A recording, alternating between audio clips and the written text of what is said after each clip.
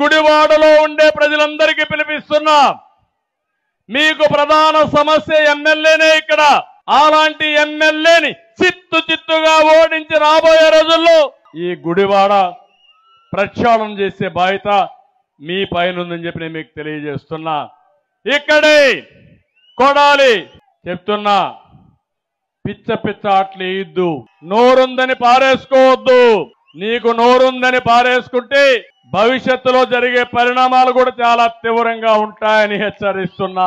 Telugu Desam party ఎవరి జోలుకు రాదు. ప్రజాస్వామ్యాన్ని కాపాడాలన్నా, మనల్ని కాపాడుకోవాలన్నా ఏదైనా సరే ఎదిరించే శక్తి సామర్థ్యం ఉండే పార్టీ తెలుగుదేశం పార్టీ.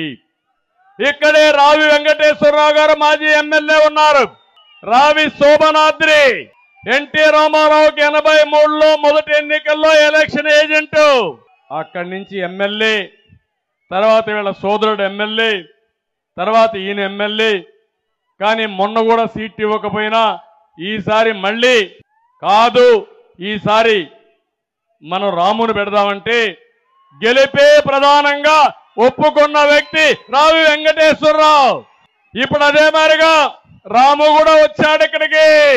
రాము వెంకటేశ్వరరావు ఇద్దరు కలిసి ఇక్కడ ఎమ్మెల్యేని ఎక్కడికి పంపిస్తారా లేదా అని మిమ్మల్ని అడుగుతున్నా.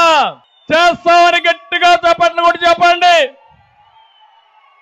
ఇక్కడుండి జనసేన తెలుగుదేశం పార్టీ నాయకులకి కార్యకర్తలకు పిలిపిస్తున్నాం.